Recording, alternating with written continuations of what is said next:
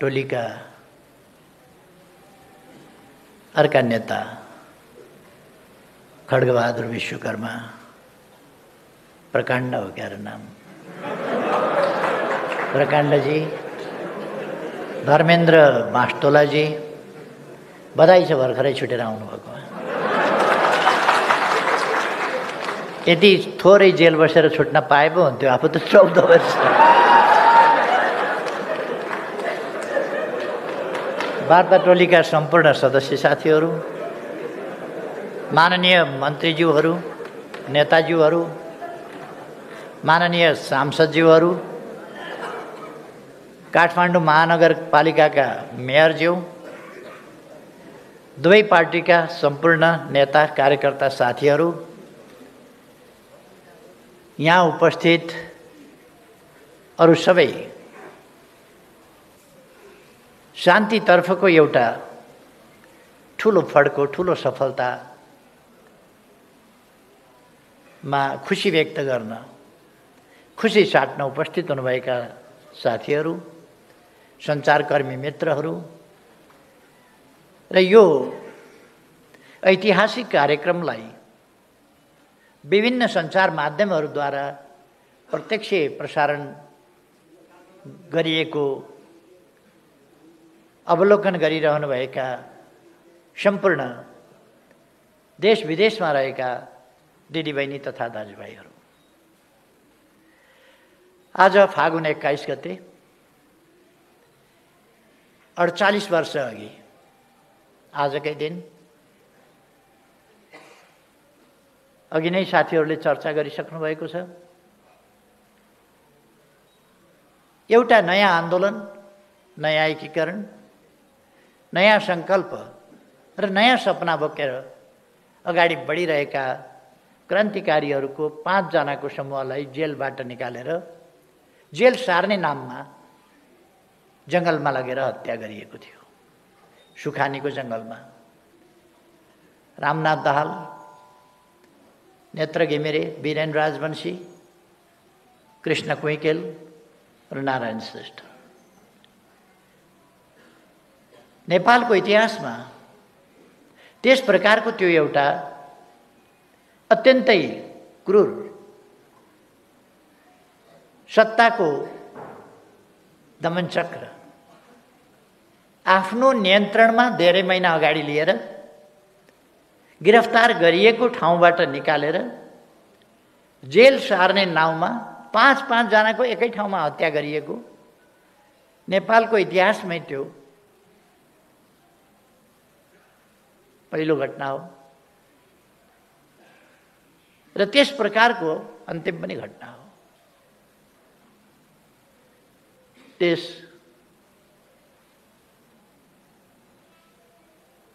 अपराधपूर्ण घटनामा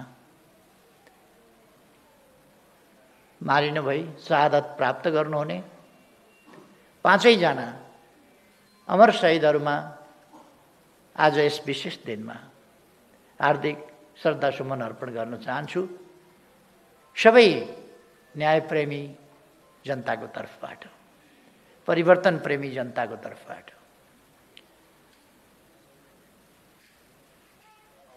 यस प्रसङ्गमा मैले एउटा सानो कुरा भन्नुपर्ने छ।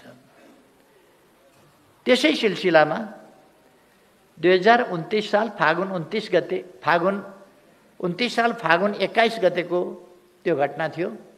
त्यसभन्दा केही महिना अगाडि केही साथीहरूलाई गिरफ्तार गर्ने क्रममा एकजना साथी मारिनु भएको थियो, चन्द्रडाँगी। शहीद विधिवत राज्यले शहीद घोषणा गर्ने कुरामा उहाँको नाम छुटेको थियो र केही दिन अगाडि मात्रै नेपाल सरकारले उहाँलाई विधिवत शहीद घोषणा गरेको छ। त्यसैगरी त्यस घटनाको केही समयपछि अर्थात् 21 फागुन 2029 को केही पछि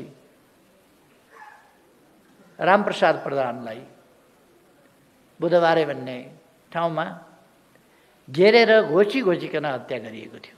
बाँसका भालाहरू बनाएर घोची घोचिकन हत्या गरिएको थियो। उहाँलाई पनि राज्यले शहीदको सम्मान दिएको छ। केही दिन अगाडि म यो पनि जानकारी गराउन चाहन्छु। उहाँहरू लगायत सम्पूर्ण ज्ञात अज्ञात शहीदहरूलाई यस विशेष दिनमा म श्रद्धासुमन अर्पण गर्न चाहन्छु। म नेकपाका महासचिव विप्लवजी उहाँलाई बधाई भन्न चाहन्छु, स्वागत भन्न चाहन्छु र शुभकामना भन्न चाहन्छु। र उहाँले जुन साहसिक कदम चाल्नु भएको छ फेरि एकपल्ट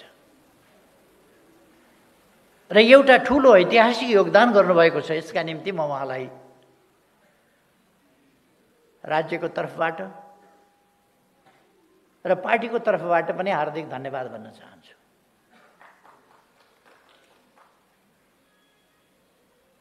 नेपाली जनताले, नेपाली समाजले, नेपाल राष्ट्रले सम्पूर्ण शान्ति खोजेको छ। नेपाली जनतालाई चाहिएका कुराहरूमध्ये राष्ट्रियताको रक्षा, स्वाधीनताको रक्षा र सही प्रयोग, राष्ट्रिय अखण्डताको रक्षा, राष्ट्रिय हितहरूको रक्षा, लोकतन्त्रको प्राप्ति, रक्षा र त्यसको सुदृढीकरण एवं प्रयोग, सामाजिक न्याय र समानता, अधिकारसम्म पुग्ने अवसरहरूको प्राप्ति, नेपाली जनताले चाहेको त्यत्तिकै महत्त्वपूर्ण कुरा शान्ति, अर्थात् निर्भय वातावरणमा शान्तिपूर्ण ढङ्गले बाँच्न पाउने सबैको अधिकार, सबैको जीवधनको रक्षाको अधिकार, त्यो कुरा प्राप्त गर्ने चाहना या शान्तिपूर्ण समाजको चाहना नेपाली जनताको चाहना। सुशासन होस् देशमा, भ्रष्टाचारको अन्त्य होस्, विकासका प्रयासहरू योजनाबद्ध ढङ्गले गतिशील ढङ्गले अगाडि बढुन्, नेपाली जनताको चाहना त्यही हो। र हामी सबैले देखेको सपना, हामी सबैको साझा राष्ट्रिय आकांक्षा समृद्ध नेपाल, सुखी नेपाली। यो समृद्ध नेपाल बनाउनका लागि शान्तिपूर्ण वातावरण चाहिन्छ, लोकतान्त्रिक प्रणाली चाहिन्छ,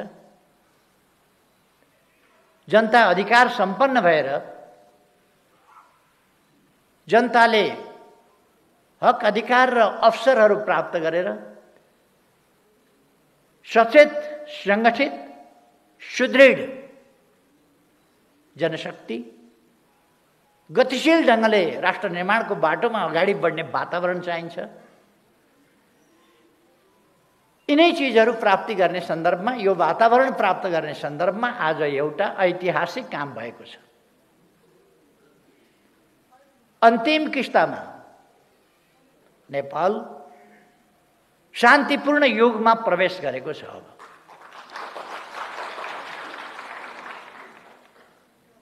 अब नेपालमा हिंसात्मक द्वन्द्व छैन। अब नेपालमा हिंसात्मक बाटो र हिंसात्मक आन्दोलनको कार्यदिशा कसैले पनि अवलम्बन गरिरहेको छैन। अर्थात् नेपाल शान्तिपूर्ण देश हो र यहाँ शान्ति छ। आजको निष्कर्षको ठुलो उपलब्धि, आजको कामको ठुलो उपलब्धि त्यही हो। अब नेपालमा द्वन्द्व छैन, हिंसात्मक द्वन्द्व छैन र शान्ति छ।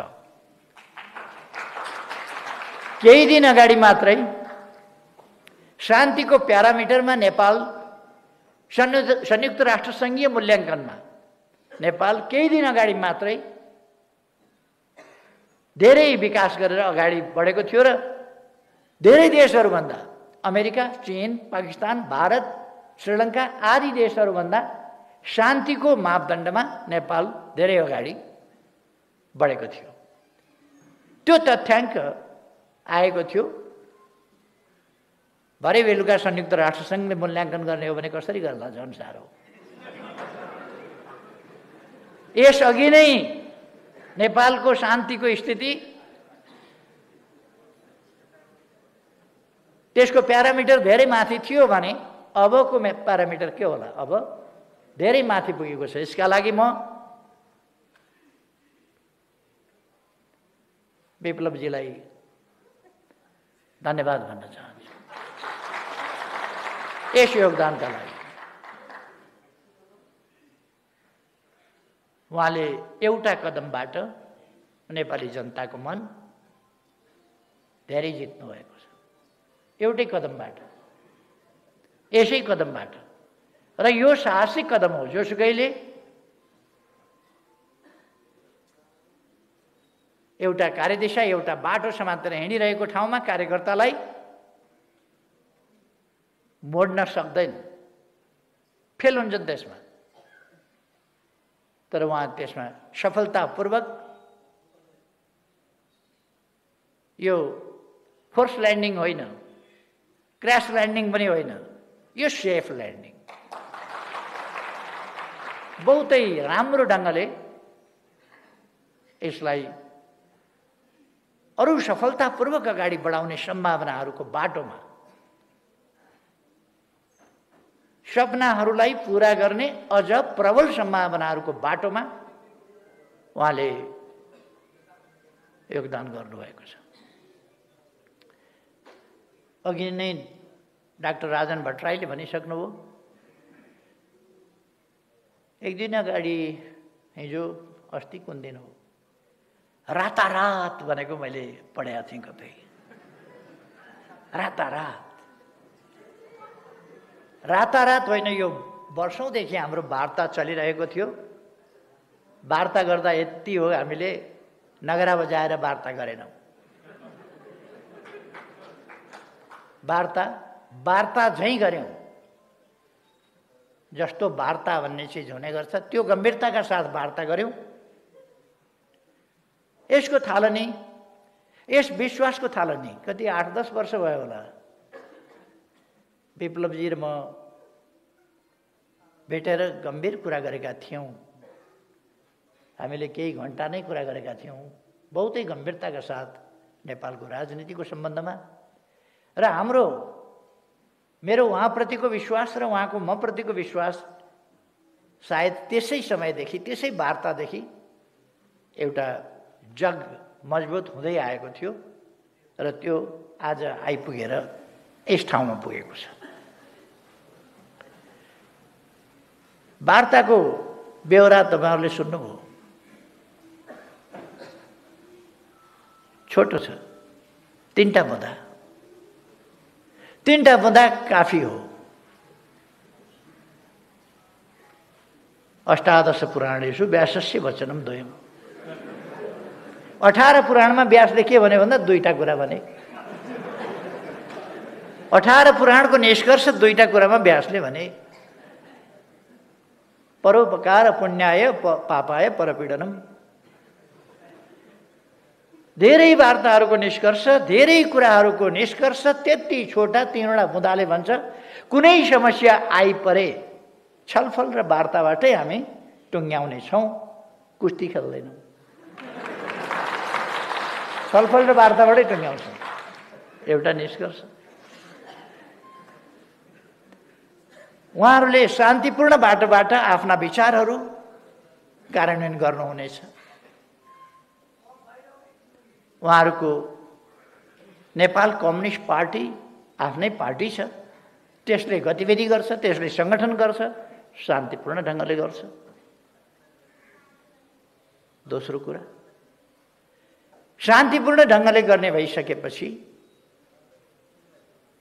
उहाँका नेता कार्यकर्ताहरू प्रक्रिया पुरा गरेर हामी मिलाएर छोड्ने क्रम अगाडि बढाउँछौँ र छोड्छौँ। मुद्दा मामिलाहरू छन् भने तिनलाई अन्त्य गरिन्छ। धर्मेन्द्रजी भर्खर छुटेर आउनुभएको छ। छुट्ने सिलसिला त सुरु भइसक्यो। छुटिसक्नुभयो, सहभागी भइसक्नुभयो नेता, अरू पनि छुट्छन्। अर्थात् यसले अब नेपाललाई एउटा नयाँ दिन मात्रै होइन, नयाँ युगमा प्रवेश गराएको छ। हामी हरेक कुरा एउटा युग परिवर्तनकारी ढङ्गले काम गरिरहेका छौँ। युग परिवर्तन। गत वर्ष हामीले पृथकतावादी आन्दोलन, त्यो मान्यताका साथ चलिरहेका सीके राउतजीलाई राष्ट्रिय राजनीतिको मूलधारमा ल्यायौँ, शान्तिपूर्ण राष्ट्रिय राजनीतिको मूलधारमा। त्यही राष्ट्रिय राजनीतिको मूलधारमा आज मूलतः उहाँहरू आइसक्नु भएको छ। अब भाषाहरू मिलाउन पनि अलिकति समय लाग्छ। जानेरै पनि मैले अङ्ग्रेजी बोलेँ भने अङ्ग्रेजीले बोले जस्तो हुँदैन, नेपालीले बोले जस्तै हुन्छ। अङ्ग्रेजीले नेपाली विशेषज्ञता हासिल गरे हुन्छ, तर बोल्ने बेलामा नेपालीले जस्तो बोल्न सक्दैन। मैले एउटा राम्रो नेपाली जानेको अङ्ग्रेजीले गीत गाएको सुने, तिम्रो बाउ मेरो बाउ माछा मार्न गयो। राम्रो नेपाली जानेको थियो, तर गाउँछे चाहिँ कसरी तिम्रो बाउ मेरो बाउ माछा मार्न गयो। किनभने त्यो नेपाली जिब्रो उसले समाउन सक्दैन। मैले अङ्ग्रेजी गीत गाएँ भने पनि त्यस्तै हुन्छ, उही तिम्रो बाउ मेरो बाउ भने जस्तै हुन्छ। त्यसो भएर एक्सप्रेसनका तरिकाहरू, अभिव्यक्तिका तरिकाहरू, प्रयोग गर्ने भाषाहरू, भाषाका शैलीहरू ती एकीकृत हुन केही समय लाग्छ। तपाईहरूले सेती नदी र त्रिशुली नदी मिसिएको देख्नुभएको छ होला, गाईघाट भन्ने ठाउँमा मुङलिङभन्दा अलिक पर बाटोबाट हिँड्दा। अलिक तलसम्म सेतीपट्टिको धार सेती सेती सेती सेती जस्तो देखिया हुन्छ, त्रिशुलीपट्टिको धार त्रिशुली त्रिशुली देखिया हुन्छ। अलिक पर पुगेपछि न सेती न त्रिशुली, सबै एउटै त्रिशुली त्रिशुली हुन्छ। यो एउटा सिलसिला हो, एउटा प्रक्रिया हो। हामी एउटै उद्देश्यमा छौँ, समृद्ध नेपाल, सुखी नेपाली। नेपाल समृद्ध हुनुपर्छ, स्वतन्त्र अस्तित्व सहितको स्वाधीन र स्वाभिमानी नेपाल, शान्तिपूर्ण र समृद्ध नेपाल, एउटा सभ्य र आधुनिक नेपाल जहाँ सबै उपलब्धिहरू, राष्ट्रका उपलब्धिहरू, प्रतिफलहरूमा न्यायोचित हिस्सेदारी पाएका, सामाजिक न्याय र समानताको उपभोग गरिरहेका जनता सुखपूर्ण ढङ्गले बाँचिरहेका जनता भएको नेपाल हाम्रो आकाङ्क्षा त्यही हो। त्यसलाई हामीले संक्षिप्तमा सर्वे भवन्तु सुखिनः सर्वै सन्तु निरामया, उहिले वेदमा भन्दाखेरि त्यसो भन्थे, सर्वे भवन्तु सुखिनः। आज हामीले समृद्ध नेपाल, सुखी नेपाली बनाएका छौँ। मानव जातिको परम इच्छा के हो भन्दा शान्तिपूर्ण, भयरहित, समृद्ध, जैविक र मानवीय आवश्यकताहरूको परिपूर्ति भएको एउटा समाज, सभ्य समाज, सुरक्षित र अधिकार प्राप्त, सम्मानजनक जीवन जिउन पाउन सक्ने समाज, त्यो चाहन्छ मानिसले, त्यही प्राप्त गर्नुपर्दछ। हाम्रा पूर्वजहरूले त्यही भने। सपनाहरू बाँकी रहे, आज ती सपनाहरू पुरा गर्ने माध्यम, त्यो बाटो, ती तरिकाहरू, विभिन्न अनुभवहरूबाट गुज्रिँदै आएर हामी एउटा ठाउँमा पुगेका छौँ र ती सपनाहरू पुरा गर्ने प्रयासमा जुटिरहेका छौँ। दुनियाँका आन्दोलनका, सामाजिक परिवर्तनका, उतार चढावका इतिहास थुप्रै प्रकारका छन्। राष्ट्रिय मुक्ति आन्दोलनका इतिहास छन्, जनताका मुक्ति आन्दोलनका इतिहास छन्, जनताले हतियार उठाएका दृष्टान्तहरू छन्, शान्तिपूर्ण ढङ्गले गरिएका परिवर्तनका दृष्टान्तहरू छन्, चरम दमन र त्यसबाट सिर्जना भएको बलिदान र यातनाका कुराहरू छन्। तिनका निम्ति तयार भएर देशका निम्ति, मानव जातिका निम्ति, मानव समाजको सुखी समाजको स्थापनाका निम्ति जीवन आहुति दिन तयार हुने बहादुरहरूका बलिदानपूर्ण गाथाहरूका इतिहास छन्। यी सबै इतिहासबाट मानव समाज गुज्रिएको छ। परिवर्तनका प्रयासहरू, विकास निर्माणका प्रयासहरू, समृद्धिका प्रयासहरू, यी सबै प्रयासहरूको अन्तिम निष्कर्ष सुख प्राप्ति। यी विभिन्न अनुभवहरू छन्। यति बेला हामीले कसैलाई कम देखाउने, कसैलाई गलत देखाउने, कसैलाई सही देखाउने, कसैलाई होचो देखाउने, कसैलाई अग्लो देखाउने समय होइन। हामी एकताबद्ध भएर नेपाललाई एउटा समृद्ध नेपालको रूपमा अगाडि बढाउने समय हो। त्यसमा हाम्रा पूर्वजदेखिका योगदानहरूलाई कदर गर्दै, अनुभवहरूलाई समेट्दै अगाडि बढ्ने समय हो। आज जुन घटना घटेको छ, जुन शान्तिको यात्रामा अब नेपाल नयाँ उचाइका साथ एउटा नयाँ युगमा प्रवेश गरेको छ, यसले नेपालको कम्युनिस्ट आन्दोलनमा उतार चढावपूर्ण हाम्रा जुन इतिहासहरू रहे, मैले पनि 50 वर्ष अघि यही आन्दोलन, यस्तै आन्दोलन, उहाँहरूले जस्तै जस्तै आन्दोलन गरेका थियो र मेरो पार्टीले विधिवत रूपमा 40 वर्ष अगाडि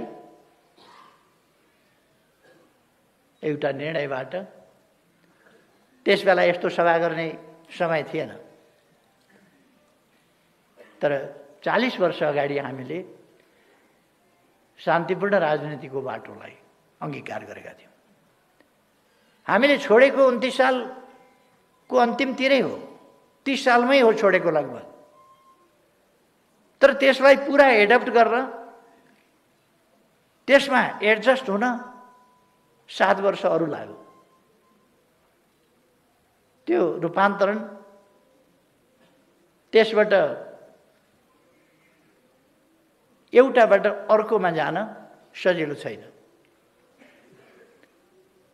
तर यस परिघटनाले, आजको उपलब्धिले विश्वकै कम्युनिस्ट आन्दोलनलाई कसरी कम्युनिस्ट आन्दोलनले शान्तिपूर्ण ढङ्गले समाज परिवर्तनको अगुवाई गर्न सक्छ, नेतृत्व गर्न सक्छ र सार्थक सफलता प्राप्त गर्न सक्छ। विभिन्न प्रकारका प्रतिक्रियावादी शक्तिहरूका जाल, जेल, टिक्णम, हमला र दमन सबैलाई पराजित गरेर अगाडि बढ्न सक्छ। कसरी अनेक प्रकारका उतार चढावहरू, ती सबैलाई कसरी झेल्न सक्छ र हामी असल मनसायका साथ अगाडि बढ्यौँ भने कसरी नजिकै जान सक्छौँ, त्यो कुराको एउटा दृष्टान्त बनेको छ। हाम्रो सफलता, हाम्रो तरिका, यी कुराहरू विश्व कम्युनिस्ट आन्दोलनका लागि दृष्टान्त हुन्। यी सफलताहरू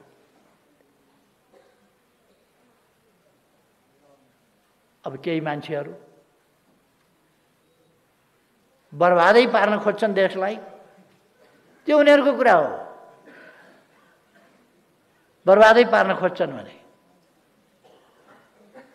संसदीय दलको बैठक गर्दैछन् भन्ने सुनेको थिएँ। कुन दलको हो थाहा छैन, दलको नेता म यहाँ छु, थाहा छैन।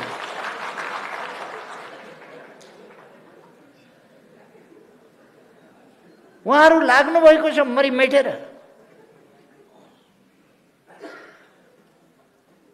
मलाई उहाँहरू देखेर त अचम्म पनि लाग्छ पनि लाग्दैन पनि, किन उहाँहरू त्यस्तै हो। त्यस्तै हो। त्यस कारण अचम्म पनि लाग्दैन। अचम्म के लाग्छ भने यति साह्रो, यति नग्नताको पनि यो हद। आफ्नो 2/3 फोडेर छोड्ने, भाँडेर छोड्ने, भत्काएर छोड्ने, आफ्नो प्रधानमन्त्री हटाएर छोड्ने, किस्तीमा प्रधानमन्त्री लिएर खाइदिनुहोस् न, खाइदिनुहोस् भन्ने अन्त जाने, अन्त प्रधानमन्त्री खाइदिनुहोस् भन्न जाने, लिइदिनुहोस् न प्रधानमन्त्री, हामी बनाउँछौँ नि तपाईँलाई, लिइदिनुहोस् न प्रधानमन्त्री भन्ने। आफ्नो 2/3 को जार्ने। अनि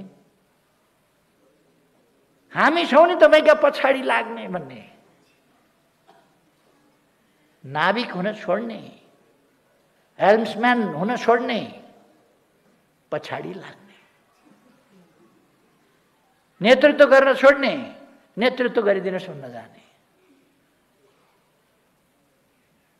कुन आइडियोलोजीभित्र पर्छ मलाई थाहा छैन, मैले पढेको मार्क्सवादमा यो पर्दैन। मार्क्सवादका ठुला गफ गरेर सुन्छु म, त्यो मार्क्सवादको कुरा बेग्लै हो। एउटा अलिकति भ्रम छर्न खोजिएको छ, हामीले प्रधानमन्त्रीको यसलाई प्रस्ताव राख्यौँ, उसलाई प्रस्ताव राख्यौँ भनेर। हामी कसैलाई पनि प्रधानमन्त्रीको प्रस्ताव अनुचित ढङ्गले राख्नेवाला छैनौँ। हामी प्रधानमन्त्रीको प्रस्ताव कसैलाई राखेका पनि छैनौँ, राख्दा पनि राख्दैनौँ। हामीले भनेको त देशको राजनीतिलाई अस्थिरतातर्फ धकेलियो, अस्थिरतातर्फ जान नदेऊ, लोकतन्त्रको हुर्मत लिने काम हुन लाग्यो। त्यसकारण स्थिरता स्थायित्वतर्फ, लोकतन्त्रको सही अभ्यासतर्फ जाउँ भनेर हामीले प्रतिनिधि सभा विघटनको प्रस्ताव गरेका थियौँ र विघटन गराएका थियौँ। अब फिर्ता आएको छ, फिर्ता आएपछिको तमासा सुरु भएको छ फेरि। यो तमासा नेपाली जनताले हेर्दै जानु पर्ला, यसका परिणामहरू भोग्दै जानु पर्ला। तर म के आश्वस्त पार्न चाहन्छु भने यस देशमा हाम्रो पार्टी पनि छ, हाम्रो पार्टी पनि छ। अहिले सरकार ढाल्ने बहुतै गम्भीर प्रयास, उद्यमको प्रयास भइराखेको छ सरकार ढाल्न। यो त 73 सालमा पनि ढालेको थियो नि एकपल्ट सरकार। मैले त्यस बेला भनेको थिएँ, हामी जस्केलाबाट होइन, झ्यालबाट छिरेर होइन, भेन्टिलेसनबाट छिरेर होइन, हामी मूल सडकबाट, मूल ढोकाबाट छिरेर फेरि सरकारमा आउँछौँ निर्वाचनको माध्यमबाट। नभन्दै 74 को निर्वाचनको माध्यमबाट, निर्वाचनको बाटोबाट, हाइवेबाट हिँडेर सिंहदरबारको मूल गेटको ढोका खोलेर हामी भित्र पस्यौँ। हाम्रो आदत के छ भने अध्यक्ष हुनु पर्यो भने महाधिवेशनमा लडेरै हुने। ब्याङ्केटमा मान्छे बोलाएर त्यहाँ म महासचिव भएँ, अध्यक्ष भएँ, त्यो तरिका हामी गर्दैनौँ। प्रधानमन्त्री हुनु पर्यो भने निर्वाचनको माध्यमबाट चुनिएर, छानिएर, जनताको प्रतिनिधिको हैसियतले, जाल जेल टिक्रमको प्रतिनिधि पात्रको हैसियतले होइन, त्यस हैसियतले हामी फर्किन्छौँ। त्यसर्थ केही मान्छेले कम्युनिस्ट आन्दोलनको बदनाम गरे पनि कम्युनिस्ट आन्दोलन बदनाम हुने स्थितिमा छैन। यसका योगदानहरू, यसले विकासका काम जसरी गरेका छ त्यस हिसाबले अहिलेको सरकार बिल्कुल सफल सरकार हो। विकासका काममा, निर्माणका काममा, भ्रष्टाचार विरुद्धमा, तमाम कुराहरूमा यसले सफलतापूर्वक अगाडि बढेको छ र संयुक्त राष्ट्रसङ्घले नेपाललाई अब अल्प विकसितबाट विकासशील राष्ट्रमा स्तरोन्नति गर्ने सिफारिस गरिसकेका छ। हामी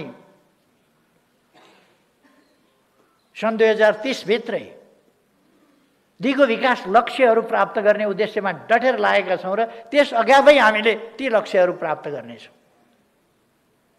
ठुल्ठुला विकासका आयोजनाहरू, युगान्तकारी आयोजनाहरू, ठुला परिवर्तनका आयोजनाहरू, मैले हिजो मात्रै पनि 1,85,000 बिघा जमिन सिँचाइ गर्ने, तराईमा सिँचाइ गर्ने, सुनकोशी मरिन डाइभर्सन 31 मेगावाट विद्युत निकाल्ने, त्यस आयोजनाको शिलान्यास हिजो मात्रै गरेर आएर 5 वर्षभित्र बारा, पर्सा, रौतहट, सर्लाही, महोत्तरी र धनुषाको केही भाग समेतका 1,85,000 बिघा जमिन 5 वर्षभित्र हामी सिँचाइ गर्छौँ। मैले भन्नु पर्दैन, एकै दिन 109वटा अस्पतालको शिलान्यास गर्छ यो सरकार। अस्तिका दिन मात्रै मैले 132वटा घर, जमिन समेत घर बनाएर भूमिहीन जनतालाई दिने कार्यक्रमको शिलान्यास गरेर आएँ मोरङमा। झापामा 37वटा घर नयाँ निर्माण गरेर वितरण गरेर आइयो अस्तिका दिन। 16 गते 31वटा पुल, सडक पुल एकै दिन शिलान्यास गरेर म आएँ। 5वटा सडक पुलहरू तयार भइसकेका तिनीहरूलाई उद्घाटन गरेर आएँ। 1 हप्ताभित्र हामीले महाकालीको दैजी, कञ्चनपुरको दैजीदेखि झापाको दमक लखनपुरसम्म ठुल्ठुला औद्योगिक क्षेत्रहरूको शिलान्यास गऱ्यौँ। एउटा विवादको कारणले रहेको थियो, आज शिलान्यास भयो। केही विकास विरोधी तत्त्वहरूले त्यहाँ वितण्डा मचाउने, ढुङ्गामुढा गर्नेदेखि लिएर कार्यक्रम भाड्ने, विकासको निम्ति त्यो औद्योगिक क्षेत्रको स्थापना हुन नदिने प्रयासहरू गरे त्यहाँ कपिलवस्तुमा, रूपन्देहीमा। तर विकासका कामहरू अगाडि बढेका छन्, तीव्र गतिले अगाडि बढेका छन्। म आज त्यस सन्दर्भमा जान चाहन्न, त्यतापट्टि जान चाहन्न। हाम्रो राष्ट्र निर्माणको अभियान, विकासको अभियान, सुशासनको अभियान, भ्रष्टाचार विरुद्धको अभियान कति सफल र सशक्त ढङ्गले हरेक क्षेत्रमा अगाडि बढेको छ भन्ने कुरा शान्तितर्फको हाम्रो अभियानको, हाम्रो यात्राको यस सफलताले पनि देखाउँछ। मैले अघि नै भने नेपाल एउटा शान्तिको नयाँ युगमा प्रवेश गरेको छ। त्यसका निम्ति म नेपाल कम्युनिस्ट पार्टीलाई धेरै धेरै धन्यवाद भन्न चाहन्छु र त्यसका महासचिव नेता नेत्रविक्रम चन्द विप्लव उहाँलाई धेरै धेरै धन्यवाद भन्न चाहन्छु। यस खुला परिवेशमा र शान्तिपूर्ण राजनीतिको यस राष्ट्रिय राजनीतिको मूलधारमा उहाँलाई स्वागत गर्न चाहन्छु। मलाई विश्वास छ यस राजनीतिमा पौडी खेल्न विप्लवलाई आउँछ।